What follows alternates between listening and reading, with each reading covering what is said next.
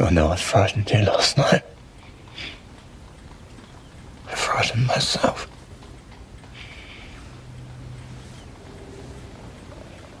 Work through this together. Oh, Julia. There's something broken in me.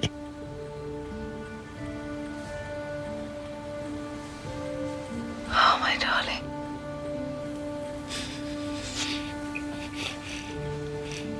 I didn't know the man you were before the war. I fell in love with the man who wrote me all those letters from the front. The man you are now. The man is a burden to his wife.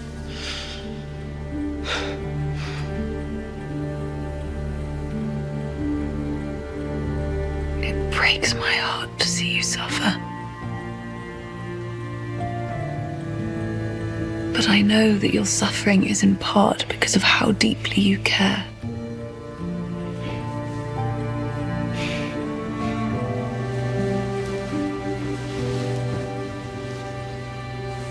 I don't deserve either of you. But you do. Let me and this baby be your guiding light.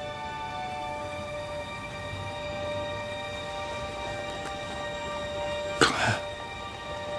What? If it's girl, Claire. It's French for clear and bright.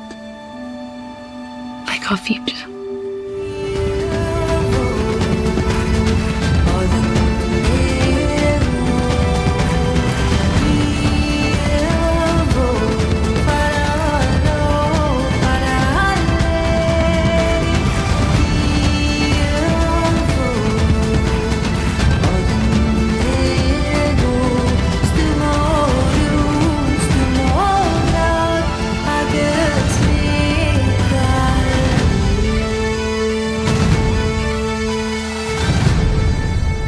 Everyone, and welcome back. My name is Mary Larson. My name is Blake, and Mary, I gotta tell you, I think I'm more invested in Henry and Julia than I am Brian and Ellen. Oh, wow. I will say a lot of people after this episode did up their ante when it came to, I care more about Julia and Henry, but that's interesting that you're feeling them more than you're feeling, Ellen so and far, Brian. yeah. I think it's probably just due to the fact that we haven't spent a whole ton of time with Brian and Ellen, and it feels like the show is just making us try to care about them, as opposed to what they've done with Henry and Julia, which is like actually show a real characterization. Like the stuff with Henry this week was phenomenal, and that's when I was like, yeah, okay, I get this. I actually want these two to succeed.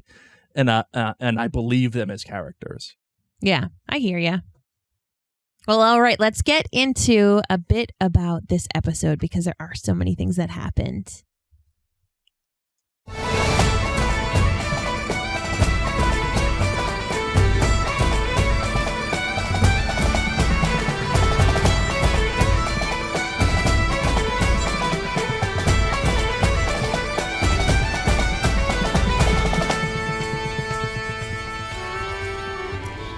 Little recap for you, my friends. So this episode is the fourth one. It's on quarter day. So Isaac Grant, he orders Henry to hike up the rents under Archbug's creepy eye. Attendant Brawl flips him into a trench flashback, but he pivots into a lottery. Extra shillings buy tickets. The winner lives rent-free next year, returning with more coin and fresh enemies. As Bladier, he replies to Lord Lovat, rejecting the Ellen smear, unwittingly mailing a letter to the house where Julia is held. At Castle Leathers, Julia fakes a nettle rash.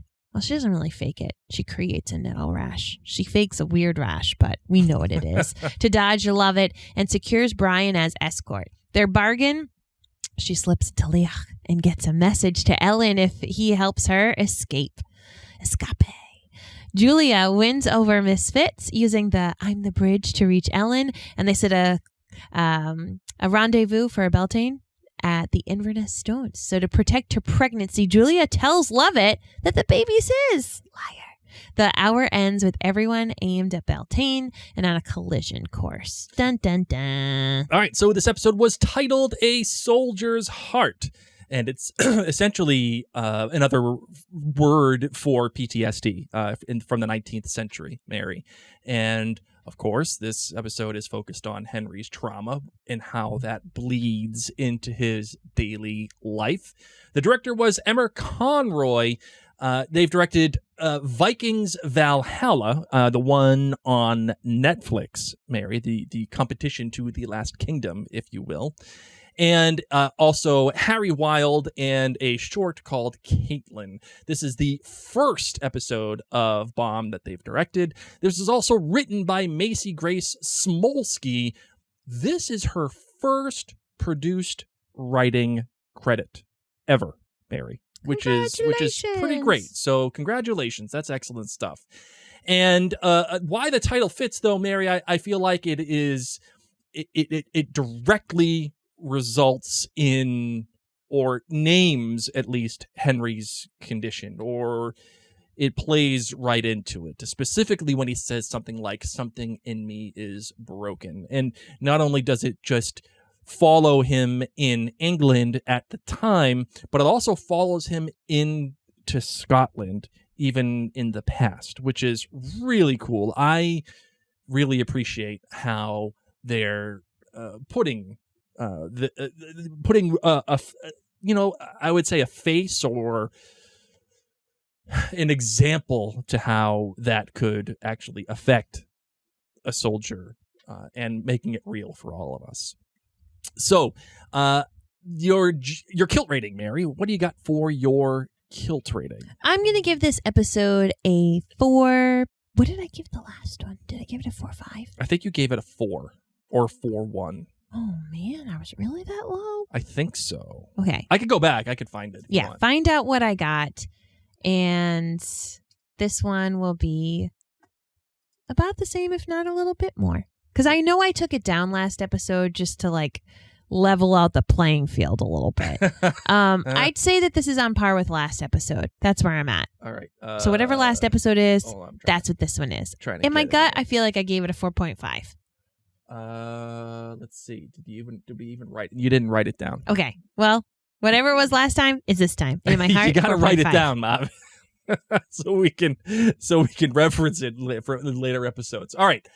For me, I'm gonna go with a 4 on this one. Again, I really like the stuff with Henry, though. At the same time, we still have Peter Gabriel happening with all of us here, and there's some good sledgehammer happening, and that is just some stuff that like the show is like, please recognize what we're trying to do. And that kind of stuff just drives me crazy. All right, the bomb impact. How much does this enrich Outlander? So hard to say in this episode. Let me think. You know what? I'd say strong 4. 4? Okay. Yeah. How about you? I'm going to go with a 3.5. I think it is nice to have. I think the politics of the Frasers and the Mackenzie and Grant, I think, is fun, and it gives you context as to what is happening. And Mary, there's even, I think, a subtle nod here to what it feels like is Dougal's wife in the future. Yeah, it's not subtle. It's her. Well, I know, but like that's one of those like deep cuts that if you're not like a super Outlander nerd, I don't think that you're going to catch it. I just don't think. Okay. That's the way it feels to me. Yeah. So I think it's a 3.5. I think it's good. It enriches it a little bit, but it's not like must see, need this, gotta have it. All right, Marvin, you're GBG. You're good, you're bad, and you're great. My good in this episode was that Jamie's parents, his ma, da, and Claire's mom were all together. Look at you. And so they're all just like hanging out in the woods, talking love, and it's like, you have no idea Your kids are going to be in love. My bad is I just don't understand why we are spending so much time with Lord Lovat pooping. This is the second totally episode agree. of Poop with Lord Lovat. If he doesn't die pooping, then why are we here? Why is this a thing? Yeah, I feel like they're trying to make something out of the pooping that they're hopefully they're going to pay off on. Like if how he dies, can you pay off from poop? That's okay. If there isn't payoff from poop, and we've had this much poop time, maybe he's going to like do a ding dong dash. Like I don't even know. No, Blake, no.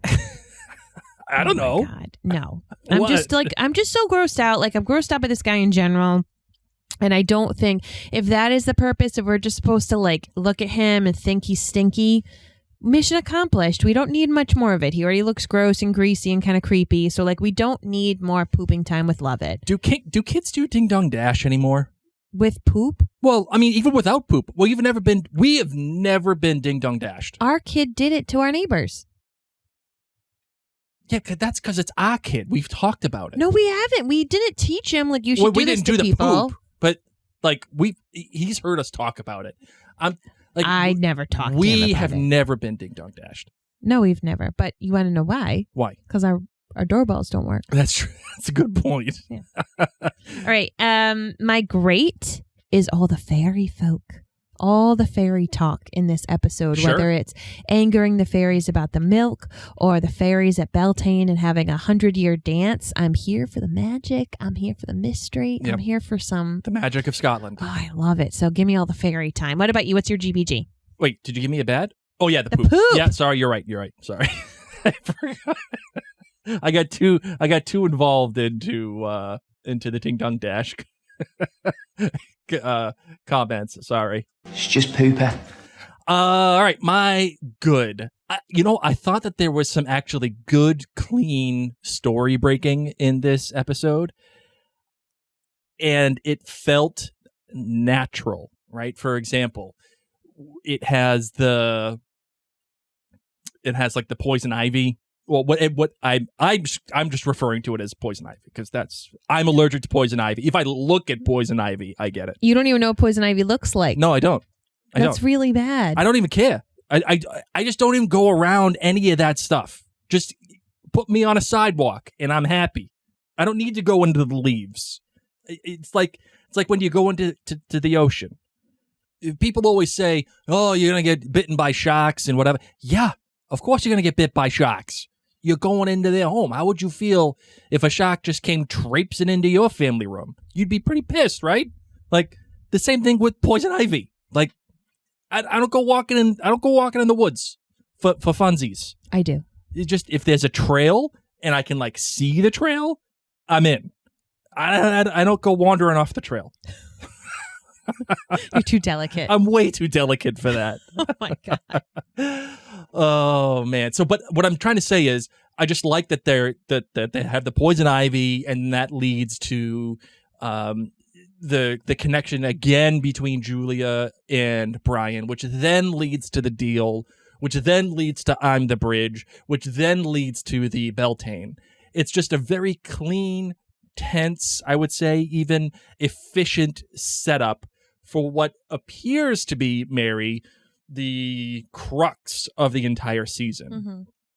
It feels like since this is going to eventually be the midpoint of the season, this is where everything is going to get into gear. And I just love, too, that like Julia knows so much about plants, which of course is a passion of Claire's, that she knows like, oh yeah, these plants that I saw when I was picking berries, those give a rash. So it's just, I don't know. I just love these little connections where we get to see glimpses of Claire. Sure.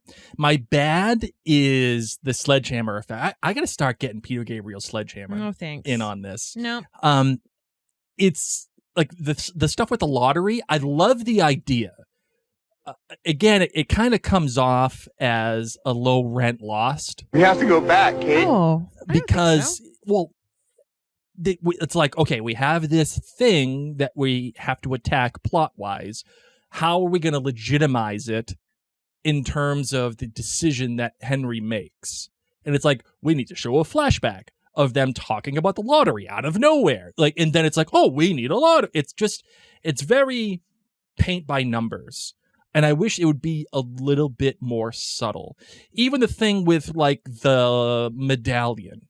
We haven't seen the medallion all that much in previous episodes, and it kind of just comes out of nowhere. And then it's like, oh, here's this flashback explaining the medallion, is St. Anthony or whatever it was. So she's lost, he's lost. Like, I get it. All right, let's pump the brakes a little bit here. But then my great. As I mentioned, Mary, the PTSD that Henry is suffering is not just window dressing. It's not there for funsies. It's not something that they just kind of address and then let go. And many shows do that kind of thing where it's like, oh, we have this thing to say about this other thing. They do it once and it's like, yeah, we did our job. Nope, not here. What's happening is actually affecting Henry's choices in his movements within the story, especially when it comes, and it's done so artfully too. When Henry is just punching the heck out of the guy, and then all of a sudden it turns into a German guy from World War I. It's like, yep. And then even when he's having these nightmares, and they're showing it with Julia, but then he's having them again in front of Archbug. Really good stuff. Really, really good stuff. Remember, was it season 1 Outlander, where we talked about how if I lived back in that day, because I talk so much in my sleep, they would have thought I needed to go see Father Bane and like have, all these treatments done and everything. Yep. Well, Henry just proved my point. Henry just proved it. Archbug is not used to people talking in their sleep. All right, before we get into the rest of the analysis of this episode, Mary, we want to let you know that this episode was brought to you by Minute with Mary. Can you enlighten us? That's right. MinuteWithMary.com is your one-stop shop for all things beauty and skincare. In addition to podcasting, being a mom, and a music teacher, I love to help people just feel more confident and radiant in their own skin, whether that is maybe a beautiful new eye cream. I got to tell you, I love my eye cream. I get a lot of dryness near my eyes when it's allergy season. I get a lot of dryness everywhere during allergy season because I have to take allergy medicine. I take allergy medicine half of the year. So my new eye cream is just doing some wonders. And I am also getting ready for back to school season. I figured I want to have like a signature lip. Like I always want to have like a fun lip. So if that's you, if you're just the pink lippy that you wore yesterday, the pink lip is fun. My red lip is fun.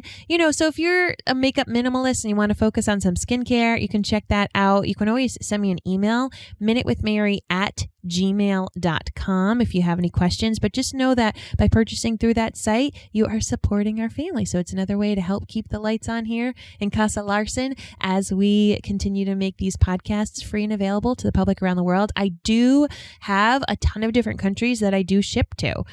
So I ship to many countries in Europe, Canada, Mexico. There's not like added shipping. Like I have warehouses there, Australia, New Zealand. But yeah, loads of places. So just in case you're like, oh, I'm not in the US, that's okay. That is okay. MinuteWithMary.com. So I thought, Mary, it would be a good idea to get like a quick primer on Beltane and what that is and why it's kind of significant to the story. I think they did a pretty good job explaining it in the show, but it kind of happens quickly. So I thought, hey, what the heck? Why not? Let's just talk about it, see if we had any other questions and move on from there. It's around my birthday. It is around your birthday. Yeah.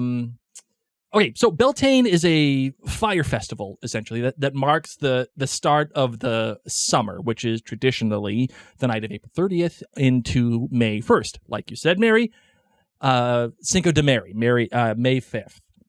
Is my birthday. Yes, and the communities of that area, they light these bonfires for protection and for fertility, to drive cattle between the flames, and then they celebrate with music and dance, and of course, always the fair bit of mischief. Why not, man? Happens. Hobbit life. Love mischief. Let's get some fireworks. Maybe Gandalf's rolling in with his pipe and his pipe and smoke and his cart and anytime we can have Hobbit life parties, we're here Merry for it. and Beltane Pippin. is about that. And the folklore of it treats Beltane as a liminal night, a night, Mary, of transition, when you move from one thing into the next. It's a magic night, guys. We know these nights. The space between from one thing to the next is a liminal space. It is a place where you are moving. It's the movement of the process, okay? And when those boundaries in the liminal space, those boundaries thin, and many things feel possible, things that are out of the norm, things that are, like you said, Mary, magical. And Outlander fans know the stones, I feel like, try to get into high gear around these kinds of times. And it's critical in this episode because it gives Ellen a public pretext to travel to Inverness with Malcolm Grant. But she is secretly arranging to meet with Brian. So it gives her permission, both plot-wise and character-wise, to be in that area making the choices that she's making. The crowds and the fires and that mischief, that Merry and Pippin mischief, Mary, it allows for good cover for escapes or handoffs or even spying on somebody, which would be good for both Ellen and Julia.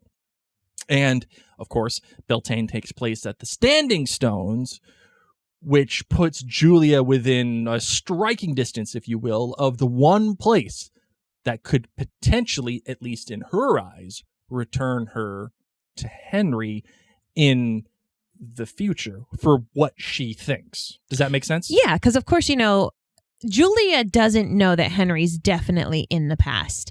She doesn't know if he definitely followed her. She wrote Swack with thoughts that, like, if he follows me, this will do it. But she has no idea, and she has said it before, I really hope that you're with Claire. Right. So no matter what, getting back to the Stones will at least potentially allow her to get back to Claire, if not Henry and Claire. Plus, it's the last place she was with Henry. Henry, of course, does know that she's in the past. Yep. And this is why I really like this good, clean setup, Mary. It feels natural. All of these stories are colliding in one space. I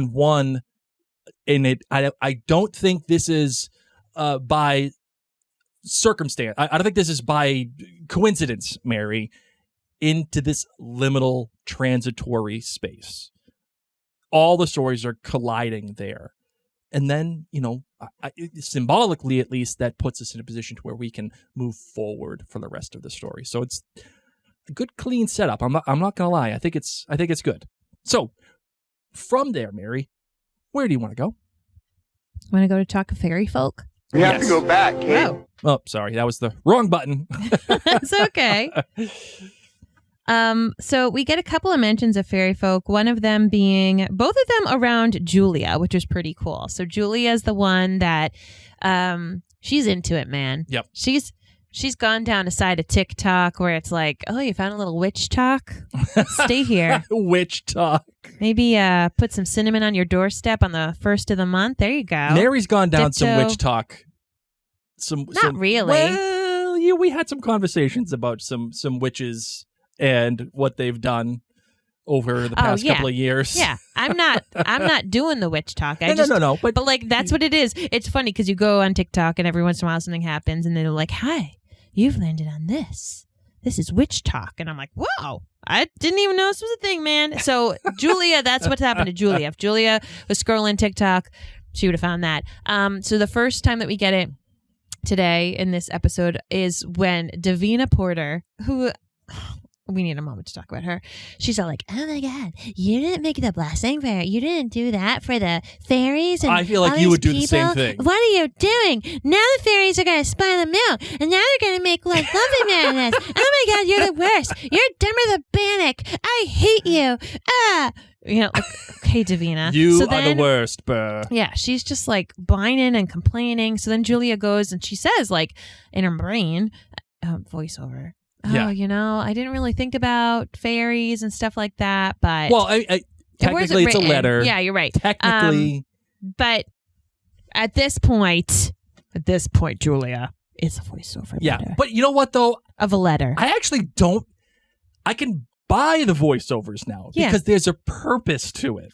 So she's talking about how she didn't believe in it, but she brings up that whole the Peter and Wendy book with Peter Pan and how the first babies laugh, and ties it into, her baby's laugh, and she feels the baby kick, and after what's happened to me, maybe I should be believing in fairy folk. So I am going to do this little thank you and blessing. And then of course later on when she's seeing Ellen, and Ellen's talking about people dancing and how there's even this time that people have talked about how they dance around these stones and they travel, and it's been 100 years for them. Yep. So Julia's like, ding, ding, this has happened before. All right. What's funny though, Mary, is I thought that Julia was just kind of going along to get along with the whole fairy thing. Like, oh, okay, you know what? I'll just do the offering right now. Hopefully it's not too late. Just to kind of like placate Davina. But I'm kind of happy that we did have that small voiceover. Because could we have gotten the information that Julia is kind of starting to believe in this stuff in another way? Sure. But again, it feels natural because she's saying it to Henry. And also, I kind of like that they're telling us that she is starting to believe in this stuff because of what exactly has happened to her. Well, and she even says, the people here, they are devoutly Catholic and they believe in this. And so it's that yes and I just think it's really neat that she's able to acknowledge that about the culture and also acknowledge I myself have done something that I cannot explain. Mm-hmm. So there can be a yes and at the same time. So sticking with Julia, I just love the opening with the ladies singing while they're bringing the milk. We've had now many times where we're just shown this in the older Scottish culture where singing while you're doing kind of some mindless work, whether it's the peace song or, singing along. It actually made me think about ice cream trucks and how they play their little song. And I wonder if these ladies would sing this song as they'd walk along and you're like, oh, it's the milk lady. I know that song. It's like the entertainer. That's pretty funny. Yeah. But, it's just like, and it's, I don't know, it's something that I think just comes very natural. A lot of times when you are in a group of women and you are doing a task, it helps kind of pass the time. I love doing it. Me and the kids, we sing together all the time. I just think it's a really neat thing. And I've never sang to pass time. It's so funny. Like, and I'm not saying that we people shouldn't do it. Of course they should. But like, I've just, if I felt like I was walking down the road with a bunch of dudes, I think the last thing I would do is be like, hey guys, let's sing. It's just funny. I think it's just it's one of those things that I can't get my brain around. It's probably a better thing that you don't. As we know, I'm not allowed to sing. How would you feel if someone said you're as useless as a Burt Bannock? Useless as a burnt bannock. Yeah, I don't think I'd take that too well. Feelings on Davina, because now that you're saying that I'm like Davina, my feelings are hurt a little bit because I didn't say you were like her. I was saying that you would have said the same thing. Oh, if I hardcore believed in fairies and I was like, oh my God, this is the last thing I need right now is for the milk to be spoiled as Lord Lovat is coming home. Yeah, I definitely would be like, oh, I've told you 50 times. You know what that reminds me of? The burnt bannock. I was watching an episode of Captain Underpants with the kids. And what's the kid, Melvin? I don't know. I don't watch the show. Yes, you do. No, we don't. Yes, you have. We've watched the movie together. I was doing work while they had it on. Come on. Whatever. I don't know these kids' names. I think it's Melvin, the nerdy kid with the red hair. No idea. He called Harold an empty salt shaker. Oh. You empty salt shaker. So good. Burt Bannock, wow. Empty salt shaker. I kind of want to use that going forward. Is this Davina? Is she like this to everybody? Is she like this because now Julia's getting a little special treatment? Not that she wants Lord Lovat. I'm detecting a little bit of jealousy. But here. Is it like, and now that she's going to be like, oh, and I'm having his baby? Like, was Davina kind of better cared for when she was carrying his baby? Definitely talk to me about how you felt with that kind of shade that she gave Julia at the end of the episode, where it's like, oh, yeah, I'm really happy for you. That's great. Mixed, because it's like, oh, wow, you are pregnant. You lied to me because I flat out was like a million times trying to help you. Yep. And now I know you're not pregnant with that guy's baby. I actually was pregnant with that guy's baby. Yeah. Like, what the heck? And now I'm going to have to do more work because you're going to be pregnant. Oh, Right. no, we can't make her do that. We can't have her do this, that, I don't the know. other thing. I don't know. Lord Lovat doesn't feel like that kind of guy to me. He's like Walder Frey. I feel like you're doing stuff until like you give birth to the baby, and then 2 days later you're going back to work. I will say, as such as a poop and jerk Lord Lovat is, he hates rashes. Not in on the rash game. You know, some people will be like, just put a bag over your face, you're fine. No. She did say it was all over. And yeah, and he was just like, is it contagious? And she's like, great. I'm not going to say no. He's like, get that out of here. Oh my God, get out of here. And she almost had to go with the creepy guy, the beard guy. Yeah. Whatever his B name is. Yeah, I forget him because he just sucks and he doesn't talk. It's like a bar. I can't remember his damn name. I want to call him Bannix. It's not. Is it like Bellic? Yeah, Belloc. Belloc. Well, that's Indiana Jones. Oh, I don't know. But whoever he is, Yeah, whatever. he sucks. And Brian Bald jumps beard in guy. and saves the day and says, I know that you faked your rash. Yeah. I'm not dumb. And what I love about that is Jamie says something like, I'm an educated man or whatever. Like, I like how both of them are like, oh no, I'm smarter than I look. Yeah. Because I'm hot. I know. You don't always think hot guys got brains. And he has some pretty cool conversations with Julia on that ride. Yeah, absolutely. I mean, he should. Why not, right? Well, she straight up says, why are you single? What is wrong with you? You don't have a rash. You're way too hot to be single. Way too hot. Way too useful. Yep. Even if you don't have, the name Lovat and a castle of your own, like, what is wrong with you, man? Yeah. What do I not? What 1 and 1 ain't making 2, and I don't understand. And he says that he did leave because she's like, well, why don't you leave? Like, what's going on? And he says, I missed my ma's haggis. Yeah. Thoughts on that? Is he telling the truth? No. Is there more? No, It wasn't for a girl. I believe. All right, here's full conspiracy daddy issue, Blake.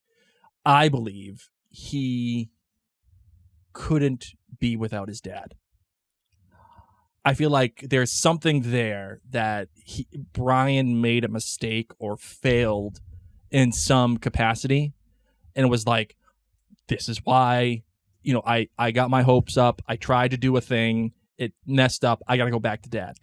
I'm going to flip it because that can be you and your daddy issues that you're going to see through him. I'm going to take it as I want to protect my mom. That's and fair. make sure that Lord Lovat doesn't abuse my mom, doesn't. That would be very Jamie-esque. Yeah. I would agree with that. So that's how I'm taking it. And he also, during this conversation, finds out that she can read. And he says, there's more to you than meets the eye. So I'm interested to see how that plays out in the future, because that's something that I think, once again, they never point things out unless it's going to be used. So I'm wondering if he's going to have her share letters or do anything like that because she can read. Right, because everything that you write or everything that you put into a show should have a purpose. Because if it doesn't have a purpose, it doesn't belong.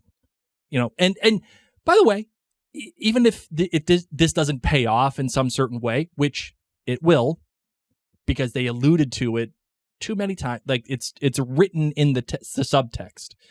Henry sends a letter. It ends up in the right space.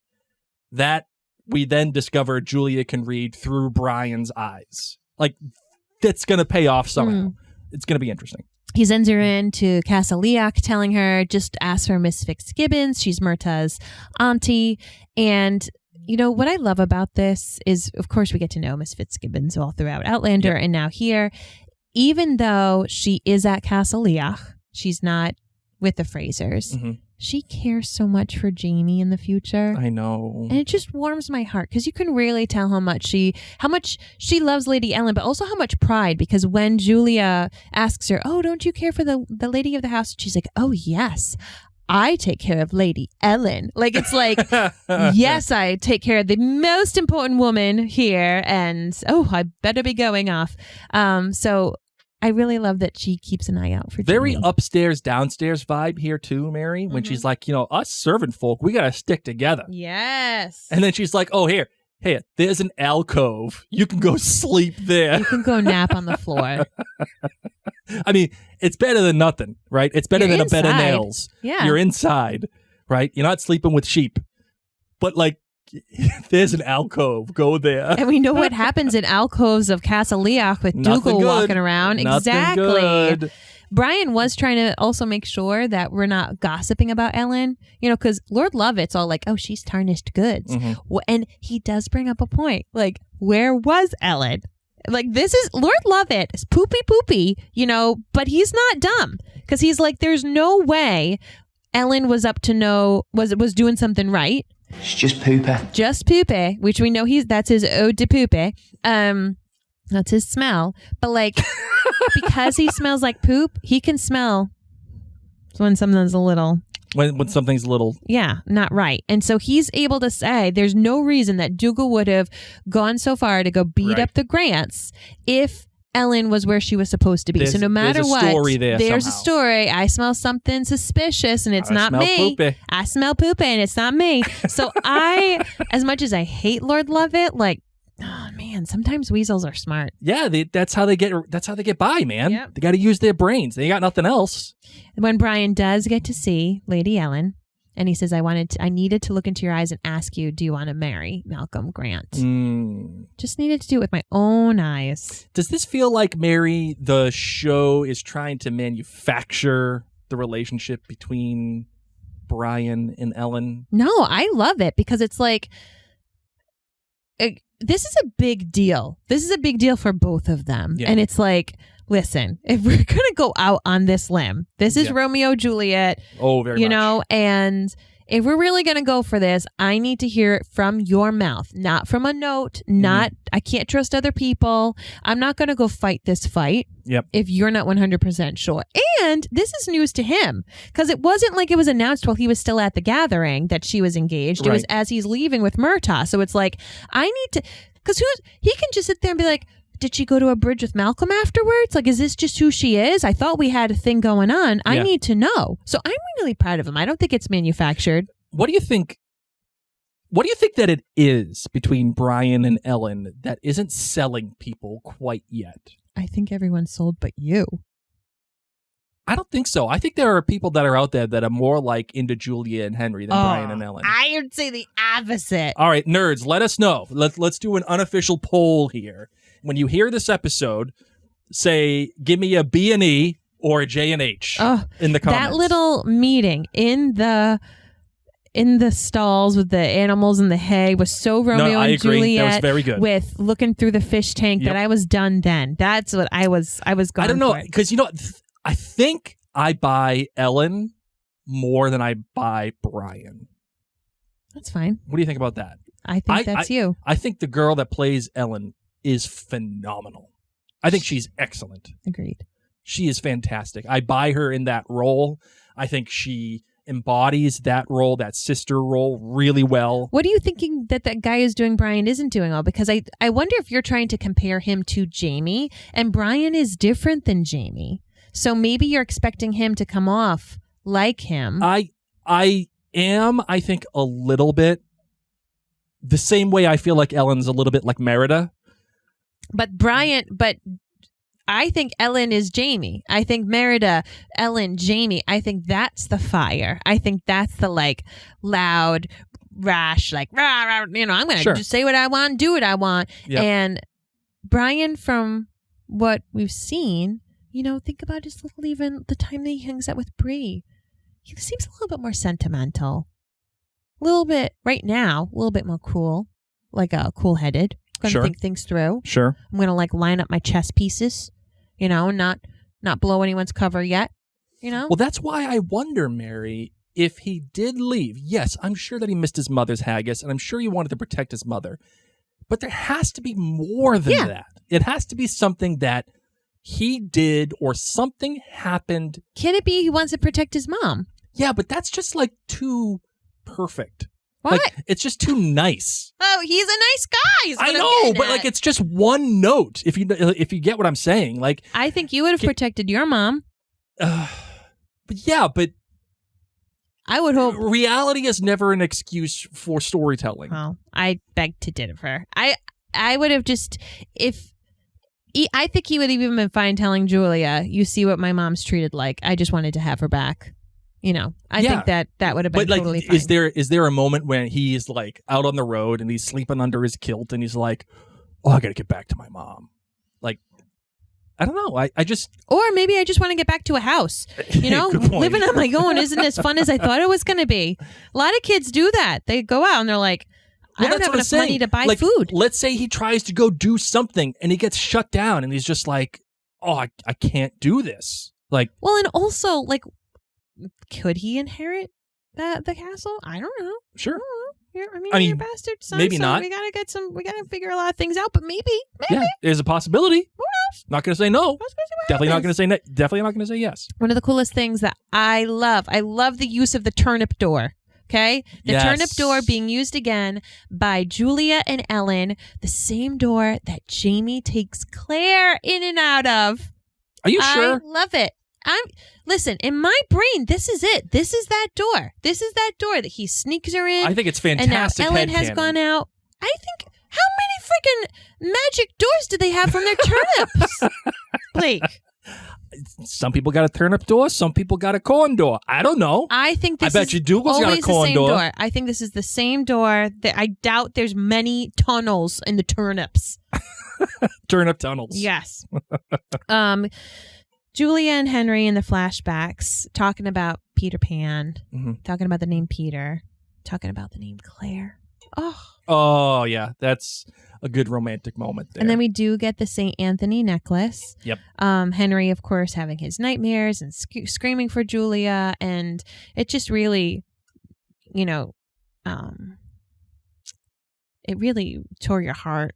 And I think we live in such an interesting time right now because for so many of our previous generations, being involved in war or having like a very immediate family member involved in the military was extremely common. Yep. And it was just like your way of life. And, it made such a huge impact. And I think it's so interesting now to think about the population of people who are watching Blood of My Blood, because a lot of the older generations, that still is true for them. Maybe that was, their themselves, maybe that was their spouse, maybe that was their parents. But I think for a lot of people who are like millennials and younger, may not have had that. Yeah, I think it's a different experience. Yes. And so I think it's just very interesting to me because what Julia and Henry went through and how it was just their day-to-day life was the norm for so many people. Yeah. And how quickly he reverted into, having that kind of changing his brain into seeing the German soldier. Yep. Even one of my good friends in college, he was one of the very few people who was in the military that my friend group had. I think he was the only one. He did ROTC and then he had to go out for active duty. And this was, we were in school, obviously September 11th time. So he had to go out right after graduating. And I was his contact. I was one of his two contacts that if something went wrong while he was in the Middle East. And so it was just like, it's so rare. Like that's just not a thing that people our generation and younger have constantly on their mind unless they're in a military family. Like my mom was in the military. So, but I love that they're doing this because I don't know, like you grew up watching a lot of military TV shows and documentaries, but that also isn't normal. Yep. And so I appreciate having this realness because I think it's very important for people to understand the impact that it has on people who have gone through these experiences, because I just don't think it's the norm as much as it was in the past, which I'm grateful for. Absolutely. I'm glad. Yeah. But on the flip side, there are still a lot of individuals for whom this is still their life. Absolutely. And again, Mary, I would say that it's just a different experience now, I think. Primarily because the world is quite literally not at war, which is fantastic. Or all at war. But also the wars that are happening and the conflicts that are happening right now, at least the ones in which America is involved, are very, I would say, intentional and almost granular. They're not as like widely. It's like it's very pinpoint. We're going to send people here. Boom, done. We're going to send people there. Boom, done. It's not like we're going to go to the Atlantic Wall and invade France. Do you see what I'm saying? Kind of, yes. But I know what you mean, that like the sense that like, we don't have a draft right now. It's Right. not like every other person you know is being sent off to war. Like it's not as invasive in our day-to-day life.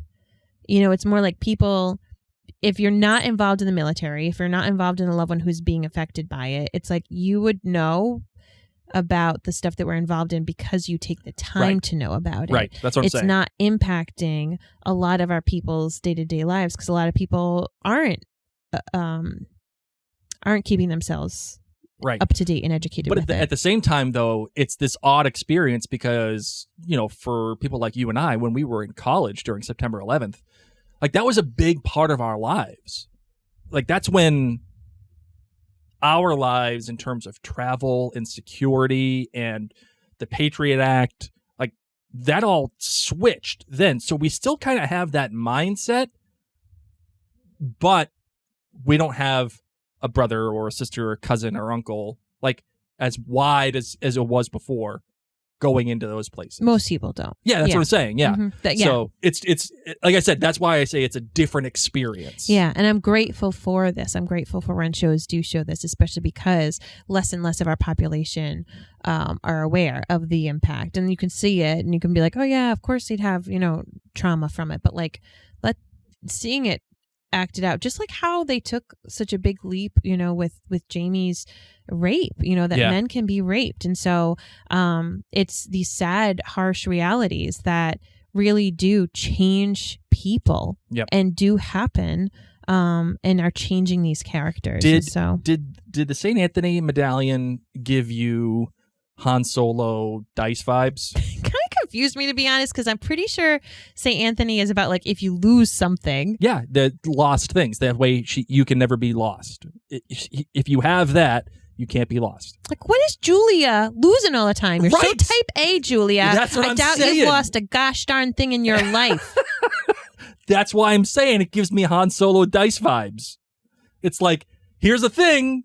This thing's important. We're not going to say why, but mean, we're going to shove it down I'm your okay. throat. I'm okay with it. It's just I didn't believe that Julia needed it. That's what I'm saying. It'd be like me needing like a saint of optimism. I'm good. Right. I got this. You don't need a saint of optimism. Speaking of optimism, Julia, way to go, Julia. I am Team Julia. How Okay. so? She's just like, of course I'm going to do the lottery. You never know. And like, if people Oh, want to yeah. put their money into it, good for them. And, you know, here's my St. Anthony necklace that I probably don't need because I know where everything goes. I'm very type A. Mary is very much a lottery person.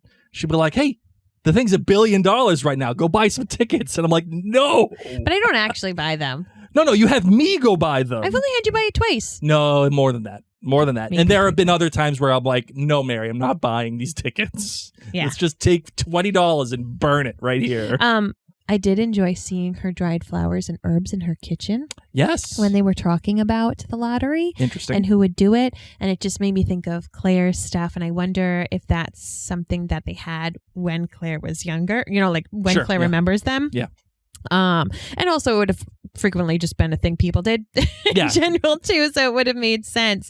Henry in the past gets told, hey, we found your lady. We found Julia. Yeah. But they don't say her name. We found this lady with the brown hair and her Yeah. nice eyes. And it's the wrong lady. Yep. What the heck? That feels... And then he cuddles her.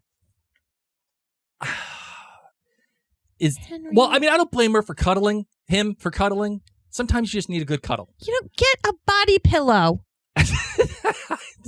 There's no such Henry. thing as body pillows back then, unless you get a stack Two. of hay. Yeah, go get a couple pillows, Henry. All I'm saying is the man just needs some comfort. And I get that. he puts it straight out. Like, this is it. Can you just lay down with me? Can you just like... This is why men are weak. Yes, absolutely. Men are weak. Men are totally When are weak. dinosaurs going to come so women can take care of it, take over the earth? You know what? That is totally fair. 100% fair. We'll just... It's bottom right pink. There you go. I got you. To Jurassic Park. But there seems to me something a little bit more... Like, why would Una lie? Like, I think because she's trying her best, and she's like, listen, I think there's something else I at didn't, play here. I didn't get the real woman you wanted, but while we're still looking, maybe he just needs a hug. Sure. That's Maybe fair. You know what I appreciated? The lady had a freckle on her boob. I appreciate that. People have freckles. They okay? got freckles. Let's normalize freckles. And she Freckles had should be one. good. And I was like, well done, freckle boob. Well done. Freckle boo. Yeah. I really liked that. Good for her. You want to stick with him in it's the okay. bedroom? Freckle boo is fine. And I appreciate that she recognizes what he needs and he recognizes what she's capable of doing. I liked that he did say, do you ever have something that you wish for, but you also wish to not have it? Mhm. Like, I really hoped that I would see Julia here, but I'm also glad I didn't see Julia here in a brothel. So that's a neat feeling that I'm glad I don't feel right now. To me, it also feels reminiscent. It feels the DNA of what William did with, what's her name? In season 7. Yeah, his cousin. Yeah. His cousin. Good point. Feels reminiscent. I'm not All saying in it's the direct. family. All in the family, man. Henry has to collect rent, up the price, not Yeah. give people a reason Oh. why. It's like the stupid just because. And As someone who's collected rents, that sucks. Collecting rent sucks. It's the worst. yeah, I'm not interested in doing that. In my People life. hate you for no reason. You're like, dude, I'm just doing my job. And Bug, who's doing his job with him, hates him too. Hates him. Why are you changing the rules? This isn't what the guy wanted. I kind of don't blame him. I'm wicked nervous about Bug. I think something bad's going to happen with Bug. I hated that when he went to the Mafia Grants and he was like, do you want me to kill him? And Mr. Mafia Grant was like, not yet. Not yet? Yeah, keep an eye on him. Not yet? Yeah. Ah, gosh. Something's going to happen here at Beltane. And it's going to be Bug. It's going to be Henry. It's going to be Brian and Elle. The whole something is going to explode at Beltane. One way or the other. Okay. Talking about Beltane. Ellen's confused me a little bit here. Okay. Yep. First off, she's told by Colum, you're going to go to Beltane with a smile on your face, and Ned's going to take you. So first off, I hate that you're telling a woman to smile, smack it out of you. Get out of there. Women don't have to smile all the time. But I do like that she gets to go with Ned. She's not going with either of her brothers. She's going with the best chaperone ever, Good a.k.a. point. Fun Ned, who she can do straight talking to. She can be like, this sucks. And he's like, I know, I'm really sorry. Ned's always down for a good time. He's got a Yes. usual. He's got a usual. We still don't know what that is, but we Whatever. I Yes. accept it as it is. You know that he's into the Hobbit life, so we're here for it. We're here Yep. for some frolicking and merriment, and she could be honest with him. I loved that Ellen was so hopeful, where she was like, well, now that you're Laird, I don't have to get married after all, because you're the Yeah. boss, so you can change the rules. And he was like, no. Colum said, let me tell you about Graham Finley, who Yep. disappeared into the heather because he didn't marry Maura. Yep. And this, ladies and gents, is the Outlander Dougal reference. Yes. Because Maura Maura Grant. is Dougal's wife that dies in season 1. She's not the most bonny. Not the most Bonnie. We never actually see her, which makes me wonder if we are going to see her. Did she go into the heather? She might have. And That's what we think. wasn't it? and by the way, imagine like you are up for being cast, and they're like, "You're gonna play the ugly chick." Yeah. How bad does that make you feel? you don't get cast for the pretty girls, so you're like, I can still be an actor. Yeah. I mean, there are some goofy looking guys who like get cast for, like weird toothless townspeople. Like we think about the people who had to be the orcs in Lord of the Rings. Yeah, but that's all makeup and stuff. Some of it, but you also got to have some gnarly looking face underneath, and that helps you. Like I always Like felt the bad. zombie people from Walking Dead, if you already look like you're a drug addict, We need you. hey. Like the lady that played Wendy in Breaking Bad. Like out there giving Wendy's. Not a great look. There is a place for every face. And I also felt bad for the lady that played Marla Hooch in The League of Their Own. They're like, yeah, we need you to be this ugly chick who's just awkward. And it's like, oh man, you gotta feel bad for that person. But also, you acted up. That's true. Up. Good point. Good point. They need the Grant's money. This is what Colum says. He's like, I know you don't want to marry him, and it sucks to suck, and also I don't want you to die, but you could. So if you don't listen, you might die. But also we need their money because Dad spent all of our money. And I love how Ellen's like, that's your problem, not mine. You sell me, and you sell me. You sell my loyalty. You sell my soul. And it's going to suck to be you because I'm going to move out of this castle and go into a wicked nice castle. Mm-hmm. And you sell me? Fine. Do you believe that? Do you think she would actually do that? Would she actually do it? Would she actually be like F you, I'm now a Grant? I would. Oh, I don't know.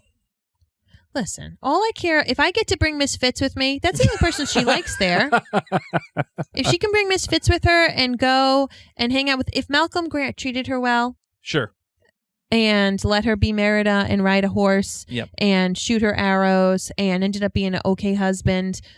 My loyalty would switch. Really? Goodbye, Colum and Dougal. Sucks to be you. All right. That's you. Sucks to be you. That's you, and I respect that. Oh yeah. But does that? I'm you not sell sure me? if You sell me like property? Nah. Okay. I'm done with you. Yeah. At that point, my loyalty now goes away because I'm clearly Goodbye. nothing more than just a commodity to you. You know who my loyalty is to? Me. That's it. Take care of That's number my one. loyalty. You're Yep. gonna sell me, and they have to pay for me with cows because we don't even have coin. Good point. Man, I hate being a woman. Valid point. Man, oh man, oh man. Yeah, I was really proud of her for doing that. But then here's the thing that confused me. She comes at the end of the episode after she sees Brian and she's like, of course I love you. See me at Beltane. We'll do a little do-si-do. It'll be great. She goes to Colum with her wedding list invites. Yeah. Why? Why does she have a list? Because she needs to go along to get along. The only way that she's going to be able to get to Beltane and have no friction is if she says, yes, here we go. And there's also part of me that thinks, we already know that Ellen is a planner and a schemer, right? We already know that. There's evidence of that. There's more to it for me than just oh, all right, I'm going to be the nice little girl that just does whatever I feel like doing. There seems to me like a plan here. She's going to clearly not live up to that, but she's going to she's going to Dougal into the place. Yeah. She already knows we're going to switch things up. Well, I already have an answer for this. It's like it's playing chess. It's like her father said. It's like Mamma Mia when you think the daughter's going to get married, but really her mom gets married. Yes. And so she's like, oh, look, we already have a wedding. Moira, why don't you get married? And Yep. that way, okay, bada bing, bada boom. And then she can Bilbo Baggins disappear. Yep. See you later. Yeah. What is it she says? I like half of you. As much as I should. I got to look it up now. That's one of my favorite phrases. And I don't even know it, but that's what she could say. She could say this at the wedding. No one would understand what she means. She slips out, puts on the little invisibility ring, and then Dougal has to marry Maura, and everybody's there. And the Grants get their connection to the Mackenzies. Let's see. Here it is. I don't know half of you as well as I should like, and I like less than half of you as well as you deserve. There we go. That's it. That is it. That is 100% applicable to Ellen and the Mackenzies and the Grants. And then she just puts on the magic ring, disappears, See you later. and goes off with Brian into the heather. She goes off with the elves With the fairy into folk. the east. Where'd she go? I don't know, with the fairies. It was Beltane. Oh man. So yeah, I think. Listen, there's a reason why they show Ellen playing chess. There's a reason why they show Red Jacob playing chess with her, talking about how she's always 2 steps ahead, so on and so forth. It makes sense. And it feels to me that this will be the brainchild. That is, Dougal marrying Maura is the brainchild of Ellen Mackenzie. That's just my thought. So that's that. All right. Anything else that you think you would like to talk about, my darling? No. All right. Let's do this then. Let's do the listener feedback because we have some. You ready? Yes. All right, cool. Hello, I'm calling from the UK, and I just wanted to say the amount of times Blake says the word exposition and I hear the word sex position is hysterical. Bye. Well, thank you. I appreciate that. You know, to each their own. We all got our own things. And listen, your mind is somewhere. That's okay. There's nothing wrong with that.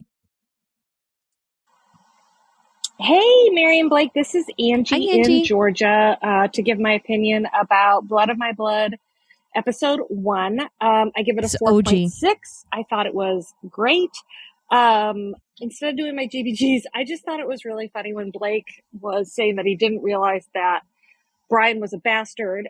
Season 2 of Outlander, when they go to Lord Lovat's, that's when we learn that. And remember, Claire goes, JB, you know I don't care about your parentage. We also learned in that episode that Brian's mom was named Lavinia. So that means that Julia's boss or whatever is actually Brian's mom in Yes. this episode. So we've basically met both of Brian's parents at this point.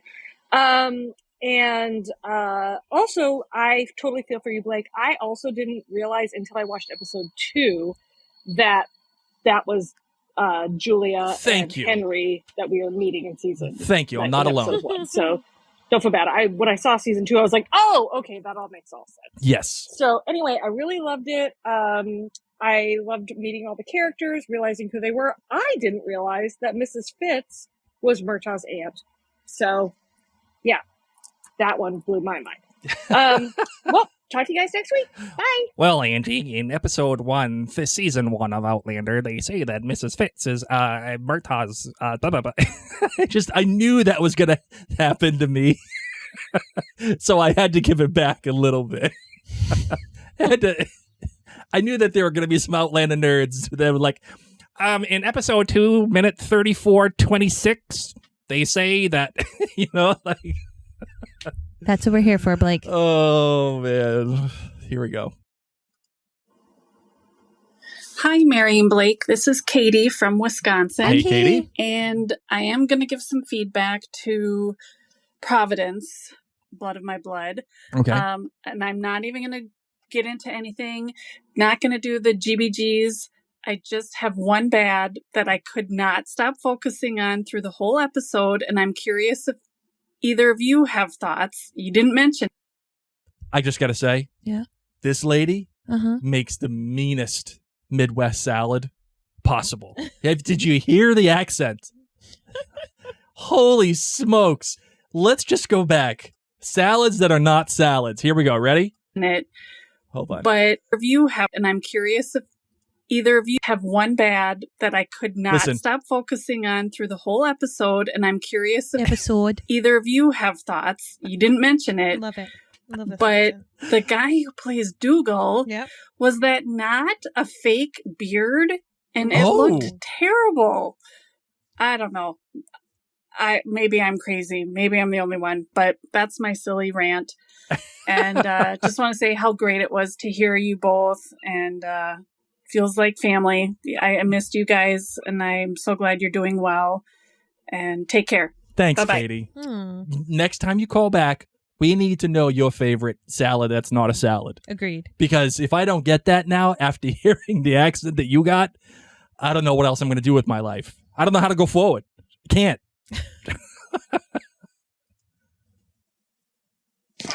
Hi, Mary and Blake. This is Katie from New Jersey. Hi, Katie. Hi, Katie. I'm a binge listener on your podcast. In the last 6 months, I've listened to all your podcasts for all the seasons, so I'm finally caught up. Wow. I'm kind of like Claire showing up in the print shop, looking down at Jamie, Aww. wondering what happened over the last 20 years, but I'm all caught up. One quick thing about Bomb. You said that you had no clue about Jamie's dad being a bastard. Right. Well, guess what? Season 2 Outlander episode 8, The Fox's Lair, was basically, I think, required homework before watching Blood of My Blood, because they go into all of Simon Lovett, the bastard story, what happened to his mom. So do a re-listen or watch of season 2, episode 8, and I think that'll set everybody straight on the precursor to the prequel, which is strange because it means that all along Outlander was a prequel for Bomb, which is a prequel for Outlander. So we're in some weird time warp. Great job, guys. I give Katie. Bomb a 5 Kilt rating, obviously, and I agree with so much of what you said in your podcast as far as the too much information be given, too much exposition. We get it. She got cut off. But Katie, There you go, Blake. excuse me. Another one. In I love Outlander season 2, episode 8. I love it. Minute 15:27. They I say. love it. And Blake says this, Katie and Angie, out of love. I Because do. he I do. is I'm totally the that person. There's like a whole community of Outlander nerds I love it. just waiting to pounce on me.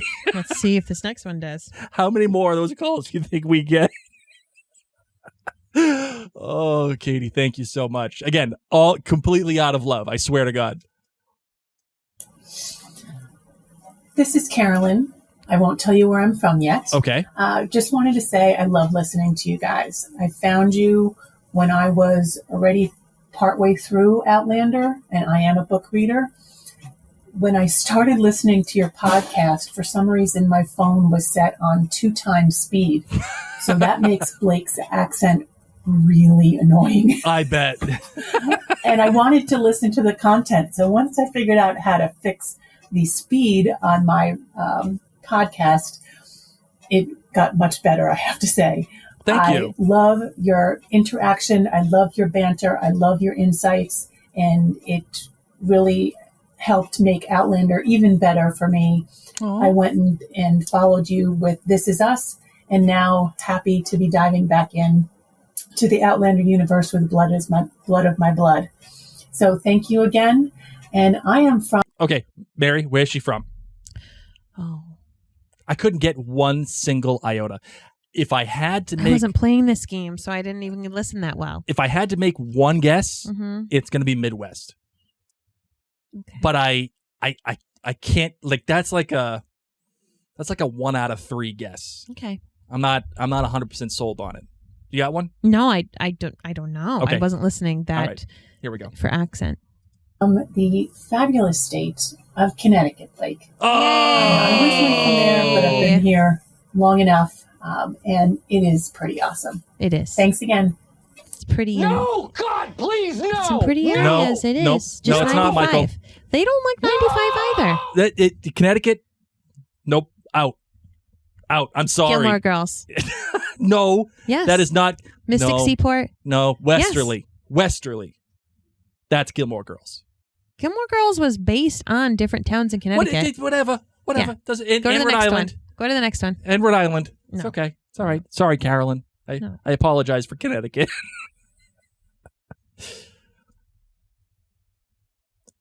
Hi, Mary and Blake. My name is Nicole, and I'm a longtime listener, first-time Hey, caller. Nicole. Yeah, we got to get the ding. Where's the ding? Oh, where is it? I've lost touch of the ding and where it is. Got it. Here we go. Ding. I'm also a book reader, but not fully cut up in the series just yet. I'll tell you where I'm from at the end, since I know you occasionally like to guess accents, or in my case, lack thereof. I really don't think I have one. No, you don't. Anyway, during episode 3 of Blood of My Blood, or Bomb, as my friend Michelle likes to call it, I had a thought, and I apologize if this was already addressed because I'm behind on my podcast listening. So, hold on. Before we get into that, I feel like people now are trying to disguise their accents. Like, no. I'm going to make sure. I'm going to make sure that I do not have one single ounce of an accent, so we can't get it anymore. I bet this even then, cool even when I try, I still do it. All right, here we go. Sorry, Nicole. Oh, we know Claire was raised by her Uncle Lamb and her parents died in a car crash. And we're to assume then that these parents never come back through the stones. Correct. So does that mean it's a possibility that she will run into her parents or her unborn sibling at some point in the Outlander series? I mean, I need a Venn diagram for all this timey-wimey stuff. Like, is there an overlap? Could this be possible? I secretly hope the showrunners make this happen in the final season of Outlander. What do y'all think? Also, I'm from Ohio, but I live in Buffalo, New York. Oh. Thank you both so much for all that you do. Mary. Yeah. Do you hope that there is some sort of crossover with Claire and her parents in season 8? Yes. Why not? Yeah. Why not? You know, they're going rogue. Let's do it. Let's have a big family hug. Right? If It's you're all going to go about in, family, let's do it. in for a penny, in for a pound, right? Love it. I kind of agree. And yes, there is a possibility that Claire may have or already has met either her brother/sister or her unknowingly her parents at some point, though clearly we haven't seen it because they didn't know that they were going to be going back in time during that portion of time. But yes, there is a possibility that our parents are still alive in the past. This is a time travel show. Anything's possible. Is there a chance, Mary, that her parents did go back to the future and just not say anything? To not like mess Claire up? Yeah. Maybe. What I'm nervous about, and I hope it doesn't happen, is I hope they don't lose this baby because we've already had Faith. Yep. So I hope we don't have another miscarriage or infant, baby loss. Yeah. That's just what I'm crossing my fingers. Please don't do that to us. I don't know how else they would explain Fanny. We're going to find out. Yeah, that's true. That's a good point. I mean, technically the explanation kind of lays in, is already built in the fact that Julia is there. So she would know the song, I suppose. But I don't know. Interesting. All right, here we go. Hi, Mary and Blake. This is Melissa from Boston. Hey, Melissa. I'm a longtime listener, first-time caller. Oh, she gets two. She gets two. Your cousin from Boston. And she gets this. There we go. All right, Melissa, here we go. And I just wanted to run something by you guys. Okay. So it's obviously very clear that Jamie is Brian's son. They look alike. Yep. They have similar mannerisms. Yep. They have similar personality types. Mm-hmm. And from the very beginning, it struck me how Brian, is nothing like Lord Lovat. And not to say that, parents have to be clones of each other, but, there's no resemblance. There's no personality trait carryover. And so when I watched Julia in the last episode make that decision, I suddenly thought, what if Davina made that decision? And she actually, was having a baby with someone else and made that same choice to keep the baby safe. Oh. Obviously, I know that would blow up everything, but it would mean Jamie wasn't actually a Fraser, and I doubt that's what happened. But I just couldn't help kind of see the parallels when I was thinking about how unsimilar Brian was and then seeing Julia make that choice. So let me know your thoughts. Thanks. Melissa, love this thought, and not just because you're from Boston, which makes you already 10% better than everybody else. I kind of like the idea that she made the same choice. What do you think about that? Sure, why not? I think it's interesting. That way it's not poopy. Right. And it does blow everything up. It's just, it would be a great subversion. Yes, he's technically, I guess, a Fraser, but really not. And he's just something else. Yep. And maybe that's why he's hot. Yeah, good point. Maybe that's why Davina stayed around. And maybe that's why I don't know. I think it's an excellent idea. It could happen. No, we'll see. All right, let's get to the next one. Hi, Mary and Blake. It is Roisin here calling you Roisin. from Ireland. Hi, Roisin. Great to have you back on the screens. Great to have you back in the sounds. And I hope you're enjoying Blood of My Blood as much as I'm enjoying your recaps of it. Thank you. I'm sure everyone else in as well. I have a quick thought I just wanted to share. I know might not be taking feedback. Oh, yeah. But I think there's a big difference between the two couples. Brian and Ellen, I love them because of their future. I don't see an awful lot to build on what they've had already, but I'm accepting it because I know of their future. Whereas Told Julia you, Mary. and Henry, I love because of their past, and I like not knowing what's coming in their future. Yep. I hope the rest of the season stays as good as the start has been, and I hope you both continue to be well. Take care. See ya. Love ya. Bye. Thanks, Roisin. Thank you. See, I feel like people are more into Julia and Henry than they are Brian and Ellen. But that's a fantastic point that Roisin has made. I like Brian and Ellen because of their future, something that you've already been told. Whereas, of their past. Whereas Julia and Henry is for their future, something that you don't know yet, and you're discovering it along with them. It's an interesting point. What do you think about that? No, I'm here for this ride, guys. Sure. I am here for the ride. I love both couples. I'm here for it. All right. That is it for the listener feedback. Of course, go to maryandblake.com to hit the Contact us button. Yeah, thank you so much for that. That good save. Hit the contact us button and you will see the voicemail tab. Just hit that and then hit record and you are all set. It will be sent directly to us. And since, Mary, we've been getting a pretty good amount of listener feedback, we're going to continue doing this with each episode as long as it keeps happening. So that will be that. All right, Marvin, you ready for the outlandish theory of the week? Yep. All right, here we go.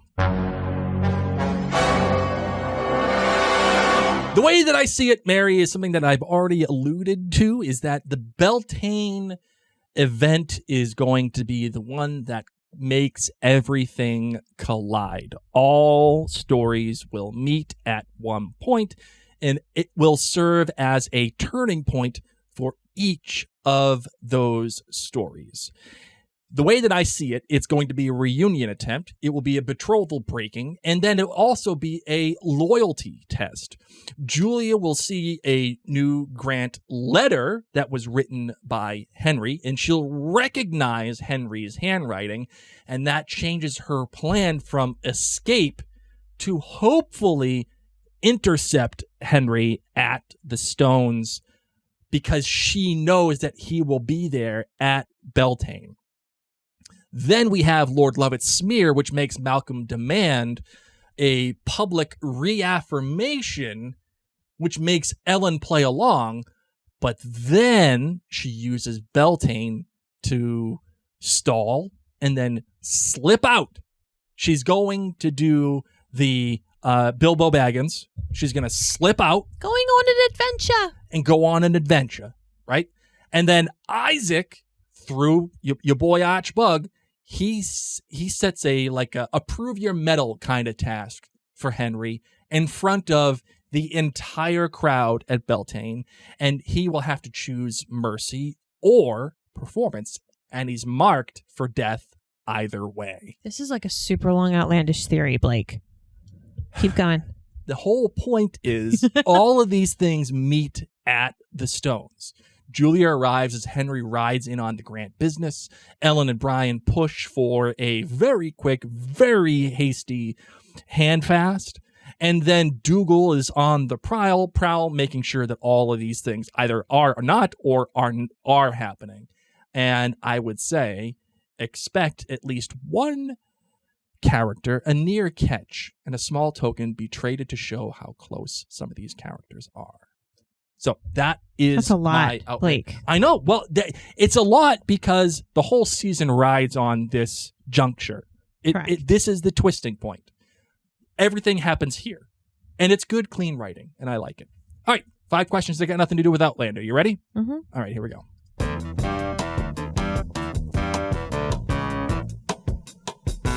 My friends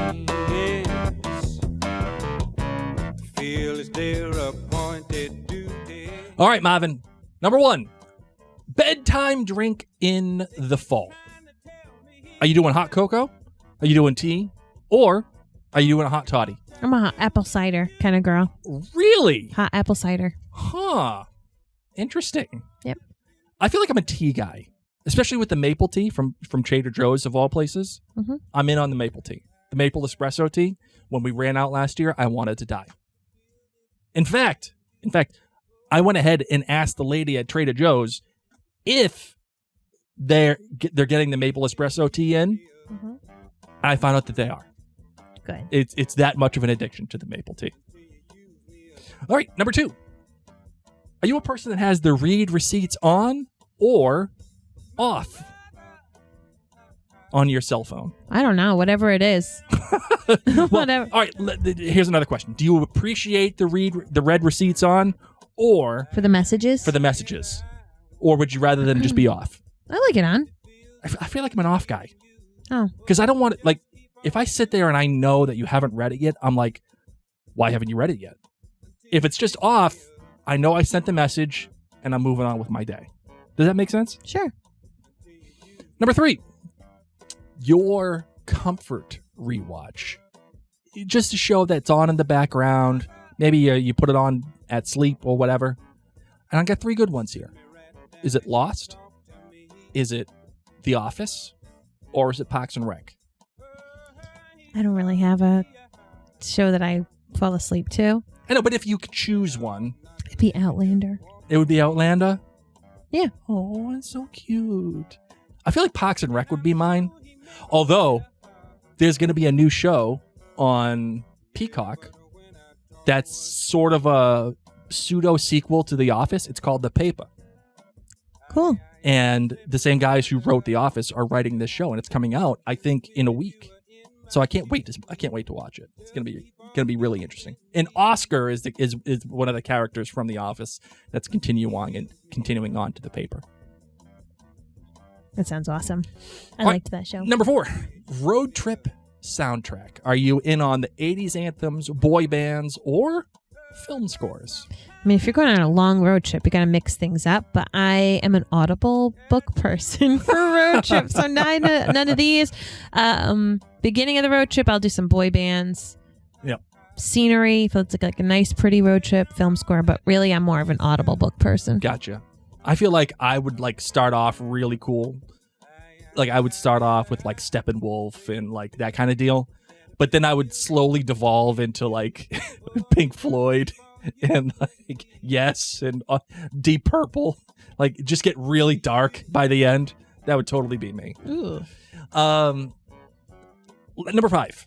When you're doing your dishwasher utensils, are they bottom up or are they just thrown in?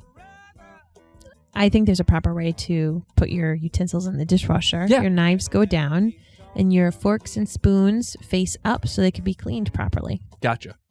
I'm out. Throw it all in. They're going to get washed either way. They don't properly all the time. They're going to get washed either way. Soap's going to get on them. Water's going to get on them. It's fine. I don't got to worry about... I don't have time to worry about the utensils and how they're placed. If you're talking about plates, different story. Different story. Utensils, can't do that. You got to make sure the plates are facing the water. The spinner. You know what I mean?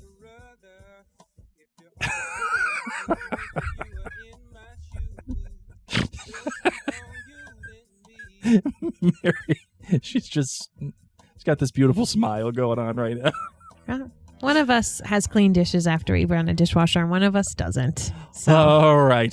Time to close it out. You got anything else that you want to say, Marvin? Any final takes, final thoughts, whatever you got? No, that's it, man. All right. Let's close this bad boy out.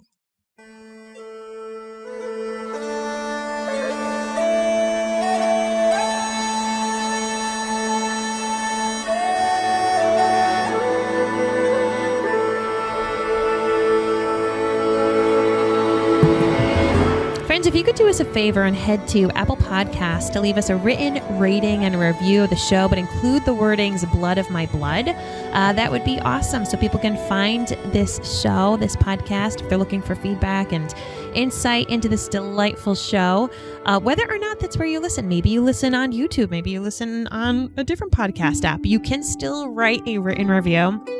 in Apple Podcasts, and a little goes a long way. Don't forget, you can share this podcast with a friend. You can let us know about your Beltane predictions by dropping it in our comments on social media.